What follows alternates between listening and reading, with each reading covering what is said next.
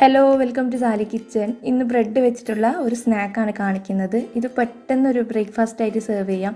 പിന്നെ അതുപോലെ തന്നെ 4 മണി ചായയുടെ കൂടെയും പെട്ടെന്ന് ഉണ്ടാക്കിയെടുക്കാൻ പറ്റുന്ന ഒരു സ്നാക്കാണ്. അപ്പോൾ നമ്മളിന്ന് ഗാർലിക് ബ്രെഡാണ് ഉണ്ടാക്കിയെടുക്കുന്നത്. എങ്ങനെയാണ് ചെയ്തെടുക്കാൻ നോക്കാം. ചാനൽ സബ്സ്ക്രൈബ് ചെയ്യാത്തവർ സബ്സ്ക്രൈബ് ചെയ്തിട്ട് സപ്പോർട്ട് ചെയ്യുക. വീഡിയോ ഇഷ്ടപ്പെടുകയാണെങ്കിൽ ലൈക്ക് ചെയ്യാനും മറക്കരുത്.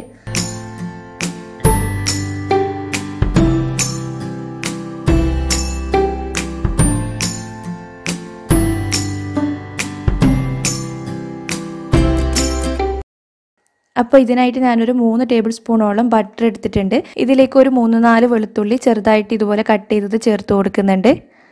പിന്നെ അതുപോലെ തന്നെ 1 ടേബിൾ സ്പൂണോളം മല്ലിയില കട്ട് ചെയ്തത് ചേർത്ത് കൊടുക്കുന്നുണ്ട്. 1 ടീസ്പൂണോളം ചില്ലി ഫ്ലേക്സ് ചേർക്കുക. പിന്നെ കുറച്ച് ഉപ്പും കൂടി ചേർത്തിട്ട് മിക്സ് ചെയ്തെടുക്കുക. ബട്ടർ റൂം ടെമ്പറേച്ചറിലുള്ളതാണെങ്കിൽ കുറച്ചും കൂടി ഈസി ആയിട്ട് നമുക്ക് മിക്സ് ചെയ്തെടുക്കാൻ പറ്റും. നന്നായിട്ട് തന്നെ ഉടച്ച് മിക്സ് ചെയ്തെടുക്കുന്നുണ്ട്. ഇനി ഒരു ബ്രെഡ് എടുക്കുക. ഈ ഒരു ബ്രെഡിൻ്റെ ഒരു ഭാഗത്തായിട്ട് നമ്മൾ ഉണ്ടാക്കി വെച്ച ഫില്ലിങ് ഒന്ന് സ്പ്രെഡ് ചെയ്ത് കൊടുക്കുക. ഒരു ഭാഗത്തേക്ക് മാത്രമേ ഞാൻ സ്പ്രെഡ് ചെയ്യുന്നുള്ളൂ. അപ്പോൾ ഇതൊരു 3 ബ്രെഡിന് ചെയ്യാനുണ്ടാവും. എല്ലാം ഇതുപോലെ തന്നെ ചെയ്തെടുക്കുക.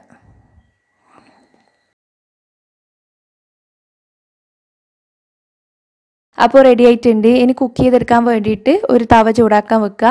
താഴ്ഭാഗത്തൊന്നും പുരട്ടേണ്ട ആവശ്യമില്ല. ഇതിൻ്റെ മുകളിലായിട്ട് നമ്മുടെ ബ്രെഡ് വെച്ച് കൊടുക്കുക. ലോ ഫ്ലെയിമിൽ വെച്ചിട്ട് വേണം ബ്രെഡ് വെച്ച് കൊടുക്കാൻ വേണ്ടിയിട്ട്. അപ്പോൾ മുകളിൽ നിന്ന് ചെറുതായിട്ട് ഇതുപോലെ ബട്ടർ ഒന്ന് മെൽറ്റായിട്ട് വരുന്ന സമയത്ത് ഒന്ന് തിരിച്ചിട്ട് കൊടുക്കുക.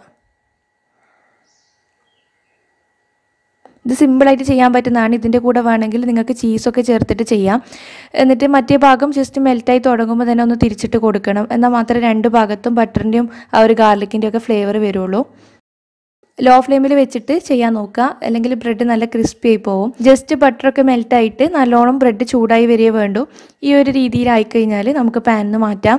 ഇത് ചൂടോടെ കഴിക്കണം. ചൂടോടെ കഴിക്കുന്നതാണ് ടേസ്റ്റ് ഉണ്ടാവുക. ചൂടാറിക്കഴിഞ്ഞാൽ ആ ഒരു അത്ര ടേസ്റ്റ് കിട്ടുന്നില്ല. അപ്പോൾ എന്തായാലും ഒന്ന് ചെയ്ത് നോക്കാം. നല്ല ടേസ്റ്റി ആയിട്ടുള്ള ഒരു പലഹാരമാണ്.